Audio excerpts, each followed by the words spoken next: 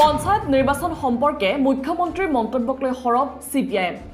সংবাদমেল অনুষ্ঠিত কৰি ক্ষোভ প্ৰকাশ CPIMৰ ৰাজ্যিক সম্পাদক সুপ্ৰকাশ তালুকদাৰৰ মুখ্যমন্ত্ৰীৰ মন্তব্যক কেন্দ্ৰ কৰি পঞ্চায়ত নিৰ্বাচন ব্যৱস্থা গণতন্ত্ৰৰ প্ৰতি প্ৰত্যাহ্বান আখ্যা CPIMৰ ৰাজ্যত পঞ্চায়ত নিৰ্বাচন সম্পৰ্কে মুখ্যমন্ত্ৰী হিমন্ত বিশ্ব শৰ্মাই কৰা মন্তব্যক লৈ CPIM দলে সংবাদমেল যোগে কেতবোৰ গুৰুত্বপূৰ্ণ প্ৰশ্নৰ অৱতাৰণা কৰিছে এই সংবাদমেলত উপস্থিত থাকে CPIMৰ ৰাজ্যিক সম্পাদক সুপ্ৰকাশ তালুকদাৰ কেন্দ্ৰীয় কমিটিৰ সদস্য ইছফাকুৰ ৰহমান আৰু ৰাজ্যিক সম্পাদক মণ্ডলীৰ সদস্য নিৰংকুশ নাথ আজি সংবাদমেল যোগে মুখ্যমন্ত্ৰীৰ মন্তব্যই সমগ্ৰ পঞ্চায়তী ব্যৱস্থা আৰু ক্ষমতাৰ বিকেন্দ্ৰীকৰণ আৰু তৃণমূল পৰ্যায়ৰ গণতন্ত্ৰৰ প্ৰতি ভাবুকিৰ সৃষ্টি কৰা কথা উল্লেখ কৰিছে CPIMৰ ৰাজ্যিক সম্পাদক সুপ্ৰকাশ তালুকদাৰে সংবাদমেলত উল্লেখ কৰা অনুসৰি পঞ্চায়ত নিৰ্বাচন দলীয় প্ৰতীকৰ পৰা মুক্ত কৰাৰ মাজেৰে অবাধ ধনৰ লেনদেনৰ পথ মুকলি কৰাৰ অভিযোগ উত্থাপন কৰিছে CPIMে উল্লেখ কৰিব লাগিব যে পঞ্চায়তত যোগ্য ব্যক্তি নিৰ্বাচন কৰাৰ স্বাৰ্থত পঞ্চায়তৰ ৱাৰ্ডৰ ক্ষেত্ৰত ৰাজনৈতিক দলৰ প্ৰতীক অবিহনে নিৰ্বাচন অনুষ্ঠিত কৰাৰ গুৰুত্ব আছে বুলি মুখ্যমন্ত্ৰীয়ে বক্তব্য প্ৰদান কৰিছে কিন্তু সেই একেই যুক্তি আঞ্চলিক পঞ্চায়তৰ সদস্য আৰু জিলা পৰিষদৰ সদস্য নিৰ্বাচন কৰাৰ ক্ষেত্ৰত প্ৰযোজ্য কৰা নাই আঞ্চলিক পঞ্চায়ত আৰু জিলা পৰিষদৰ সদস্যসকল ৰাজনৈতিক দলৰ প্ৰতীকতে যেহেতু নিৰ্বাচিত হ'ব তেনে ক্ষেত্ৰত তেনে লোক নিকা আৰু যোগ্য হোৱাটো কিয় বাঞ্ছনীয় নহয় বুলি প্ৰশ্ন উত্থাপন কৰিছে দলটোৱে লগতে পঞ্চায়ত নিৰ্বাচনৰ ক্ষেত্ৰত মুখ্যমন্ত্ৰীৰ সঘন হস্তক্ষেপ দেখি এই নিৰ্বাচন ৰাজ্যিক নিৰ্বাচন আয়োগে অনুষ্ঠিত কৰিব নে মুখ্যমন্ত্ৰী হিমন্ত বিশ্ব শৰ্মাই অনুষ্ঠিত কৰিব তাক লৈও প্ৰশ্ন উত্থাপন কৰিছে দলটোৱে লগতে এই প্ৰেক্ষাপটত পঞ্চায়ত নিৰ্বাচন সম্পৰ্কে ৰাজ্যিক নিৰ্বাচন আয়োগক সকলো দিক স্পষ্ট কৰাৰ দাবী উত্থাপন কৰিছে CPIMৰ অসম ৰাজ্যিক কমিটিয়ে আনহাতে বিজেপি আনিব বিচৰা এক দেশ এক নিৰ্বাচন প্ৰক্ৰিয়াক দেশৰ গণতন্ত্ৰক হত্যা কৰাৰ ব্লুপ্ৰিণ্ট বুলি অভিহিত কৰিছে সুপ্ৰকাশ তালুকদাৰে আপোনালোকে জানে যে পঞ্চায়ত নিৰ্বাচন হ'ব লাগিছিলে 2023 চনৰ শেষৰ ফালে কিন্তু বিভিন্ন অজুহাতত এই নিৰ্বাচন পিছুৱাই ৰখা হৈছে এতিয়া মুখ্যমন্ত্ৰীয়ে কৈছে যে 2025 চনৰ ফেব্ৰুৱাৰী মাহৰ প্ৰথমৰ ফালে আমি নিৰ্বাচন অনুষ্ঠিত কৰিম আৰু এই নিৰ্বাচনৰ ক্ষেত্ৰত এইটো লক্ষ্য কৰা গৈছে যে পঞ্চায়ত নিৰ্বাচন পৌৰ নিগমৰ নিৰ্বাচন পৌৰসভাৰ নিৰ্বাচন এইবিলাক পৰিচালনা কৰে অসম নিৰ্বাচন আয়োগে আমাৰ যিবিলাক লোকসভা বা বিধানসভা নিৰ্বাচন হয় এইবিলাক নিৰ্বাচন আয়োগ ভাৰতৰ নিৰ্বাচন আয়োগে পৰিচালনা কৰে কিন্তু এই পঞ্চায়ত নিৰ্বাচনৰ ক্ষেত্ৰত দেখা গৈছে যে পঞ্চায়ত নিৰ্বাচনত বেছিভাগ কথা কি হ'ব নহ'ব এইবিলাক মুখ্যমন্ত্ৰীয়ে কৈ আছে অসম নিৰ্বাচন আয়োগ যিটো আছে তাৰ এজন আয়ুক্ত আছে তেওঁলোকৰ কোনো কথা বতৰাও নাই তেওঁলোকৰ কোনো ভূমিকাও নাই গতিকে গোটেই নিৰ্বাচনটো ৰাজ্য চৰকাৰে পৰিচালনা কৰিবৰ কাৰণে প্ৰেক্টিকেলি আৰম্ভ কৰিছে এয়া হ'ল নিৰ্বাচনী যিটো গণতন্ত্ৰ এই নিৰ্বাচনী গণতন্ত্ৰৰ প্ৰতি এটা ডাঙৰ আচলতে প্ৰত্যাহ্বান কাৰণ নিৰ্বাচনৰ ক্ষেত্ৰত এটা কথা আনকি কলেজ নিৰ্বাচনবিলাকতো নিশ্চিত কৰা হয় যাতে নিৰ্বাচন যিবিলাকে পৰিচালনা কৰিব তেওঁলোকে কোনো পক্ষত নাই কিন্তু এতিয়া অসমৰ মুখ্যমন্ত্ৰীয়ে বিভিন্ন নতুন নতুন কথা পঞ্চায়ত নিৰ্বাচনক কেন্দ্ৰ কৰি কৈ আছে আৰু এটিৰ পৰাই স্পষ্ট যে আচলতে নিৰ্বাচন আয়োগক সাক্ষী গোপাল কৰি ৰাখি গোটেই নিৰ্বাচনটো হিমন্ত বিশ্ব শৰ্মা আৰু তেওঁৰ মন্ত্ৰীসকলে আচলতে নিয়ন্ত্ৰণ কৰিব এতিয়া মুখ্যমন্ত্ৰী এটা কথা বাৰে বাৰে কৈ আছে যে নিকা প্ৰাৰ্থী গাঁও অঞ্চলৰ পৰা জয়ী হ'ব পৰা যায় জয়ী কৰিব পৰা যায় তাৰ কাৰণে আমি এবাৰ দলীয় নিৰ্বাচনী প্ৰতীক আমি ব্যৱহাৰ নকৰোঁ এইটো দেখাত বৰ ভাল ধুনীয়া এটা কথা কিন্তু আচলতে কি আচলতে নিয়মটো কৰিছে যে পঞ্চায়তৰ যিবিলাক ৱাৰ্ড গাঁৱে গাঁৱে আছে এই পঞ্চায়তৰ ৱাৰ্ডৰ নিৰ্বাচনটোহে দলীয় প্ৰতীকত নহয় কিন্তু আঞ্চলিক পঞ্চায়তৰ সদস্য প্ৰতিটো পঞ্চায়তৰ পৰাই এজন আঞ্চলিক পঞ্চায়তৰ সদস্য নিৰ্বাচিত হ'ব পঞ্চায়তী আইন মতে গতিকে আঞ্চলিক পঞ্চায়তৰ সদস্যজনৰ কিন্তু দলীয় প্ৰতীক থাকিব তেওঁলোকৰো প্ৰতীক থাকিব আমাৰো প্ৰতীক থাকিব সকলোৰে প্ৰতীক থাকিব জিলা পৰিষদৰ সদস্য নিৰ্বাচনৰ ক্ষেত্ৰতো দলীয় প্ৰতীক থাকিব তাৰমানে এজন মানুহে 3টা ভোট দিব লাগিব আগতে 4টা ভোট আছিল এবাৰ পঞ্চায়তৰ সভাপতি নিৰ্বাচনটো নহয় এটো পঞ্চায়তৰ সদস্যসকলে পাছত নিৰ্বাচন কৰিব আগতে 4খন বেলট পেপাৰ থাকিছিল এবাৰ 3খন বেলট পেপাৰ থাকিব এখন বেলট পেপাৰত নিৰ্বাচনী প্ৰতীক মানে যিবিলাক ৰাজনৈতিক দলৰ এটো নাথাকে বাকি দুখনত প্ৰতিজন ভোটাৰে দলীয় প্ৰতীকত ভোট দিব লাগিব তেনেহলে গোটেই কথাটো এটা ভেকো ভাওনাত বাদে একো নহয় তেনেহলে এই যে পঞ্চায়তৰ ৱাৰ্ডবিলাকৰ সদস্যসকলৰ নিৰ্বাচনী প্ৰতীকটো তেওঁলোকে নাইকিয়া কৰিছে তাৰ উদ্দেশ্যটো কি পঞ্চায়তৰ নিৰ্বাচনৰ প্ৰতীক যেতিয়া নাইকিয়া কৰিব তেতিয়া এজন মানুহৰ কোনো তেওঁ জিকি উঠাৰ পাছত তেওঁৰ কোনো দলীয় বা ৰাজনৈতিক কোনো তেওঁৰ অব্লিগেশ্যন যেটো দায়িত্ব বাধ্যবাধকতা নাথাকে আগতকৈ বহু বেছি সহজ হৈ যাব আৰু এই ইয়াটা দৰদাম চলিব আমি গাঁওবিলাকত লক্ষ্য কৰিছো এতিয়া বিশেষকৈ বিজেপিৰ যিসকলে এতিয়া আপোনাৰ নেতৃত্ব ল'ব বিচাৰিছে পঞ্চায়তৰ সভাপতি হ'ব বিচাৰিছে আৰু আঞ্চলিক পঞ্চায়তৰ ক্ষেত্ৰতো একেই কথাই তেওঁলোকে ইতিমধ্যে যিবিলাক সম্ভাৱ্য বিজয়ী প্ৰাৰ্থী তেওঁলোকৰ লগত দৰদাম আৰম্ভ কৰিছে যে আপোনালোক যদি জিকে তেনেহলে মই ইমানকে টকা দিম তেতিয়াহলে মই অন্তত সভাপতি হোৱাৰ কাৰণে মোক সমৰ্থন কৰিব লাগিব গতিকে একেবাৰে বজাৰ এখন মেলাৰ কাৰণে গাঁও অঞ্চলত বজাৰ এখন মেলাৰ কাৰণে এই সিদ্ধান্তটোৱে এতিয়া আচলতে সুযোগ কৰি দিছে গতিকে এই সিদ্ধান্তই ভাৰতবৰ্ষত এটা নোহোৱা নোপোজা কথা তেওঁলোকে আৰম্ভ কৰিব বিচাৰিছে তেওঁলোকে কৈছে আমি ৰাজনীতিৰ পৰা মুক্ত নহয় কাৰণ ৱাৰ্ডৰ সদস্যজনহে এতিয়া দলীয় প্ৰতীকত নাথাকিব বাকি কিন্তু আঞ্চলিক পঞ্চায়তৰ সদস্য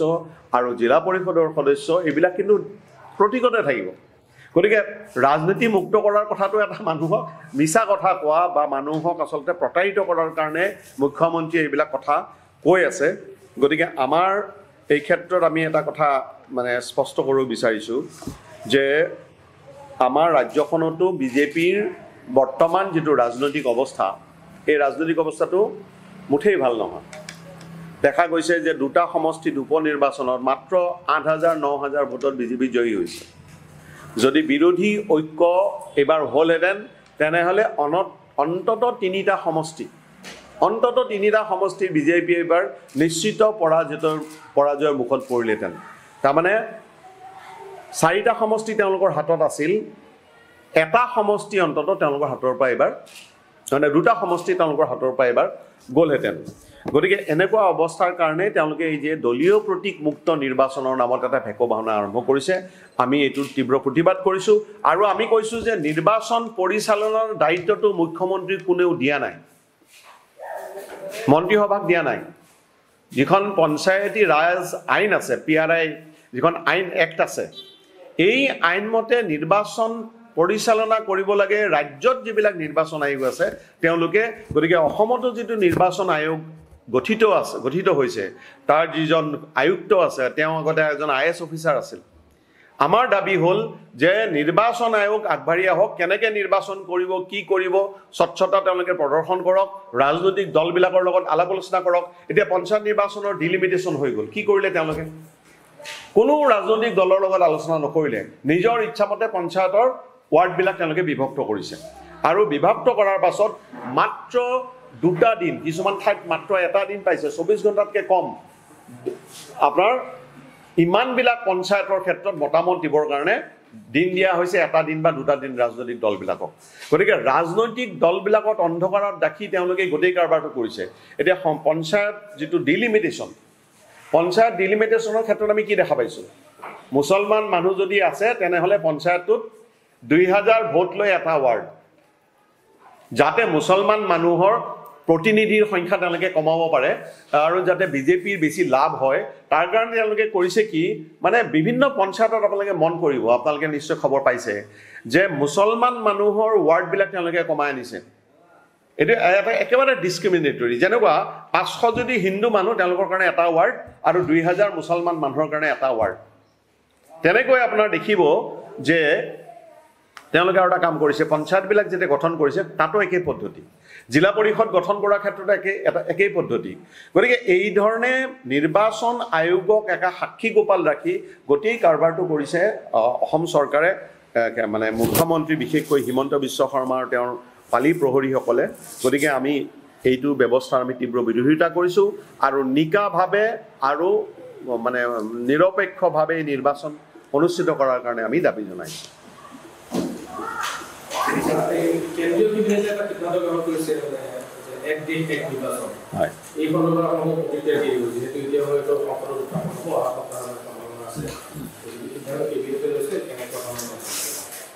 এইটো হ'ল আমাৰ দেশৰ নিৰ্বাচনী গণতন্ত্ৰক হত্যা কৰা এটা ব্লুপ্ৰিণ্ট। কাৰণ আমাৰ সংবিধানখনত কিছুমান কথা খুব স্পষ্টকৈ লিখা আছে, যেনে 5 বছৰৰ মূৰে মূৰে নিৰ্বাচন। আমেৰিকাত কেইবছৰৰ মূৰে মূৰে নিৰ্বাচন হ'ব লিখা আছে, আমাৰ দেশতো লিখা আছে 5 বছৰৰ মূৰে মূৰে নিৰ্বাচন। এতিয়া 5 বছৰৰ কাৰণে এখন চৰকাৰ নিৰ্বাচিত কৰাৰ কাৰণে প্ৰতিজন নাগৰিকৰ এটা অধিকাৰ আছে। এতিয়া কি কৰিব বিচাৰিছে, দেখাত এক দেশ এক নিৰ্বাচন, তাৰমানে 5 বছৰৰ কাৰণে কোনো নিৰ্বাচন নহয়। কিন্তু এখন ৰাজ্যত যদি ৰাজনৈতিক সংকট সৃষ্টি হয়, তেতিয়াহ'লে যদি এখন চৰকাৰৰ পতন হয় তেতিয়া কি হ'ব? এই আজি মুখ্যমন্ত্ৰীৰ বক্তব্য আপোনালোকে চাবচোন, মুখ্যমন্ত্ৰী কি কৈছে? মুখ্যমন্ত্ৰীয়ে কৈছে যে 26ত যদি নিৰ্বাচন আমি কৰোঁ, বিধানসভা নিৰ্বাচন হ'বই, আৰু যদি 29ত এক দেশ এক নিৰ্বাচন আৰম্ভ হৈ যায় তেনেহ'লে কি কৰিব? 29 চনৰ আকৌ অসমৰ মানুহে নতুন এখন চৰকাৰৰ কাৰণে ভোট দিব লাগিব, 3 বছৰৰ কাৰণে। তেওঁলোকে কৈছে খৰচ কম হ'ব, খৰচ কমিব নে বাঢ়িব? ৰাজনৈতিক সংকটটো হয় বিভিন্ন ৰাজ্যবিলাকত। এতিয়া আপোনাৰ বিভিন্ন দলৰ বিভাজন হয়। এতিয়া মহাৰাষ্ট্ৰৰ চৰকাৰখন কেনেকৈ হৈছিল? বিভিন্ন জোৰা তাপলি মেৰি পেলাই তেওঁলোকে নিৰ্বাচন অনুষ্ঠিত কৰিছিলে। গতিকে তাৰ ক্ষেত্ৰত নতুন নিৰ্বাচন যদি কৰিব লগা হয়, এইটো অসমত বিভিন্ন ৰাজ্যত কৰিব লগা হয়। এতিয়া তেওঁলোকে কি কৰিব? ধৰি লওক 4 বছৰ হৈ গ'ল, সংকটত পৰিল, তাৰপাছত তেওঁলোকে আকৌ নিৰ্বাচন কৰিব এবছৰৰ কাৰণে ৰাজ্য বিধানসভাবিলাকৰ, আৰু তাৰপিছত 1 বছৰ পাছত আকৌ নিৰ্বাচন হ'ব। এইটো হৈছে ভাৰতবৰ্ষৰ যিটো ফেডাৰেল ব্যৱস্থা। কি ব্যৱস্থা? আজি বিভিন্ন ৰাজ্যৰ পৰিস্থিতি বেলেগ বেলেগ, ৰাজনৈতিক পৰিস্থিতিবিলাকো সলনি হৈ থাকে। গতিকে এই এক দেশ এক নিৰ্বাচনে ভাৰতবৰ্ষৰ গণতন্ত্ৰৰ যিটো মূল কথা, নিৰ্বাচনী গণতন্ত্ৰৰ মূল কথা, যে 5 বছৰৰ কাৰণে এজন প্ৰতিনিধি নিৰ্বাচন কৰিব, এইটোতে তেওঁলোকে আক্ৰমণ কৰিব বিচাৰিছে। তাৰ লগতে চাওক, আমি এইমাত্ৰ আলোচনা কৰিলোঁ পঞ্চায়ত নিৰ্বাচন। পঞ্চায়ত নিৰ্বাচন পৰিচালনা কৰে কোনে? অসম নিৰ্বাচন আয়োগে। প্ৰতিখন ৰাজ্যত ৰাজ্যিক নিৰ্বাচন আয়োগবিলাকে পৌৰ নিগম, পৌৰসভা, আপোনাৰ কি বুলি কয়, গাঁও পঞ্চায়ত, আকৌ আমাৰ ৰাজ্যখনত আছে যিবিলাক স্বায়ত্তশাসিত পৰিষদ, এইবিলাকৰ নিৰ্বাচন তেওঁলোকে অনুষ্ঠিত কৰিব, পৰিচালনা কৰে। এতিয়া যদি এক দেশ এক নিৰ্বাচনৰ মত গোটেই ব্যৱস্থাটো হ'ব কেন্দ্ৰীভূত, কেন্দ্ৰীয়ভাৱে গোটেই নিৰ্বাচনটো পৰিচালনা কৰা হ'ব। গতিকে এই ক্ষেত্ৰত আমাৰ বিভিন্ন ৰাজ্যই বিভিন্ন ধৰণৰ আপোনাৰ ব্যৱস্থা তেওঁলোকে গ্ৰহণ কৰিছিল। কেৰালাত বেলেগ এটা ব্যৱস্থা, বেংগলত বেলেগ এটা ব্যৱস্থা, ত্ৰিপুৰাত এটা বেলেগ ব্যৱস্থা। এই গোটেইবিলাক তেওঁলোকে ধ্বংস কৰাৰ কাৰণে আগবাঢ়িছে। গতিকে আমি এক দেশ এক নিৰ্বাচন এই ব্যৱস্থাটো আমি তীব্ৰ বিৰোধী, আৰু আমি ভাবোঁ যে ভাৰতবৰ্ষৰ সংসদেও, কাৰণ ইয়াতে বহুতবিলাক সাংবিধানিক, আপোনালোকে জানে যে সাংবিধানিক কিছুমান পৰিৱৰ্তন কৰিব লাগিব, কনষ্টিটিউশ্যন এমেণ্ডমেণ্ট কৰিব লাগিব। গতিকে কনষ্টিটিউশ্যন এমেণ্ডমেণ্ট কৰিব লাগিলে 2/3 মেজৰিটি, 2/3 সংখ্যাগৰিষ্ঠতা সংসদত লাগিব, যিটো বিজেপিৰ নাই, বা তেওঁলোকৰ যিবিলাক আঞ্চলিক সহযোগী দল আছে তেওঁলোকৰ প্ৰতিক্ৰিয়াবিলাকো ইমান সহজ নহ'ব। গতিকে যদিও এইটো হয় নে নহয় এটা বেলেগ কথা, কিন্তু যিটো তেওঁলোকে প্ৰচেষ্টা চলাইছে এইটো আমি ভাৰতীয় গণতন্ত্ৰৰ ওপৰত এটা ডাঙৰ আক্ৰমণ বুলি আমি বিবেচনা কৰিছোঁ। পঞ্চায়ত নিৰ্বাচন সম্পৰ্কে, পঞ্চায়ত নিৰ্বাচনত দলীয় প্ৰতীক নাথাকিলে ভোটাৰসকলৰ এটা মেজৰ অংশ, কিন্তু গ্ৰামাঞ্চলৰ ভোটাৰ মেজৰ অংশ বিৰাট সমস্যাত পৰিব। কেনেকুৱা সমস্যা? প্ৰধান সমস্যাটো যিবিলাকে মানে নিৰক্ষৰ বুলি কওঁ, মানে শিক্ষা দীক্ষাৰ পৰা পিছ পৰি থকা, আখৰ পঢ়িব নাজানে, এনেকুৱা মানুহবিলাকে সাধাৰণতে ভোট দিবলৈ যায়। ভোট দিবলৈ গৈ যেতিয়া চিম্বলটো নাপায়, প্ৰাৰ্থীজন বিচাৰিব নাপাব কাক ভোট দিব লাগে, য'তে ত'তে ভোট দি থৈ গুচি আহিব পাৰে। মানে গ্ৰামাঞ্চলততো শিক্ষিতৰ হাৰ যথেষ্ট কম, আৰু এই অশিক্ষিত ভোটাৰসকলৰ কাৰণে কিন্তু এটা ডাঙৰ সমস্যা হ'ব। আৰু দ্বিতীয় কথাটো যিটো যে অৰ্ধশিক্ষিত কিছুমান আছে, অলপ আখৰ চাখৰ পঢ়িব পাৰে, তেওঁলোকে একে নামৰ কেণ্ডিডেট 2-3জনো থাকিব পাৰে এটা ৱাৰ্ডত। ধৰা হওক দুৰ্গেশ্বৰ ডেকা বুলি এজন থাকিলে, দুৰ্গাধৰ ডেকা বুলি এজন থাকিলে, অলপ আখৰ পঢ়িব জনা মানুহে দুৰ্গেশ্বৰ আৰু দুৰ্গাধৰ গণ্ডগোল হৈ যাব, কোনজনক ভোট দিব লাগিব। এই ধৰণৰ গোটেই কাৰবাৰটোত মানে প্ৰপাৰ জনসাধাৰণৰ যিটো মত, সেই মতটোৰ প্ৰতিফলনটো এই নিৰ্বাচনত নহ'ব আৰু অংশগ্ৰহণো, ভোটাৰৰ অংশগ্ৰহণো কমি যাব। নথকা লৈ পেলাই দিল্লী হাইকোৰ্টে এটা ৰায় দিছিলে, মানে চিম্বল থাকিব নালাগে বুলি এজনে পিটিশ্যন দিছিলে দিল্লী হাইকোৰ্টত, আৰু দিল্লী হাইকোৰ্টে ক'লে যে আপুনি যদি চিম্বল থাকিব নালাগে বুলি কয়, তেতিয়াহ'লে MLA ক্ষেত্ৰত কিয় চিম্বল থাকিব লাগে? MLA ইলেকশ্যনত, বিধানসভাৰ ইলেকশ্যনত, পাৰ্লিয়ামেণ্টৰ ইলেকশ্যনত কিয় থাকিব লাগে? চব যদি আপোনাৰ যুক্তি ভাল হয় চবতে তেতিয়াহ'লে চিম্বল থাকিব নালাগে। কিন্তু চিম্বলটো থাকে, মানুহে নিৰ্দিষ্ট ৰাজনৈতিক দৰ্শন যিবিলাকে বিশ্বাস কৰে সেইবিলাকে তেওঁলোকৰ গণপুত্ৰ প্ৰাৰ্থীজন নিৰ্বাচন কৰিব পাৰিব, শিক্ষিত হওক অশিক্ষিত হওক। ভাৰতবৰ্ষৰ প্ৰথম যি সাধাৰণ নিৰ্বাচন হৈছিল সেই নিৰ্বাচনতে এই বিষয়টো উত্থাপন হৈছিলে, আৰু তেতিয়াই আমাৰ চিন্তানায়কসকলে, ৰাজনীতিবিদসকলে, মানে পুৰঠ মস্তিষ্কৰ ৰাজনীতিবিদসকলে তেতিয়াই সিদ্ধান্ত লৈছিলে যে কেণ্ডিডেটৰ নামৰ বিপৰীতে চিম্বলো থাকিব লাগিব। চিম্বল এইকাৰণে থাকিব লাগিব, অশিক্ষিত ভোটাৰসকল নহ'লে মানে প্ৰপাৰ তেওঁৰ প্ৰাৰ্থীজনক নিৰ্বাচন কৰিব নোৱাৰে। 2022 চনতে দিল্লী হাইকোৰ্টে হেৰাই দি থৈছে যে চিম্বল লাগে। তাৰপিছত আমাৰ 2022 চনত আমাৰ মুখ্যমন্ত্ৰী, আমাৰ মন্ত্ৰী, কি এইটো গ্ৰামোন্নয়ন মন্ত্ৰী, এইবিলাকে আকৌ কৈছে যে আমি এবাৰ চিম্বল ইউজ নকৰোঁ পঞ্চায়ত ইলেকশ্যনত। সাংঘাতিক কথা। আৰু বাকী ইটো পাৰ্টটো ক'লেই যে 1 নেশ্যন 1 থিয়ৰী। কোনোবা এখন ৰাজ্যত যদি মাজতে অনাস্থা প্ৰস্তাৱত মানে চৰকাৰ ভাঙি যায়, তেতিয়াহ'লে সেই চৰকাৰখন কোনে চলাই থাকিব? বাকী সময়খিনি কেন্দ্ৰই চলাই থাকিব, কেন্দ্ৰৰ কৰ্তৃত্ববাদী এটা শাসন চলিব, কেন্দ্ৰীভূত শাসন চলিব। গতিকে স্বাভাৱিকতে আমিতো বিৰোধিতা কৰিছোঁৱেই।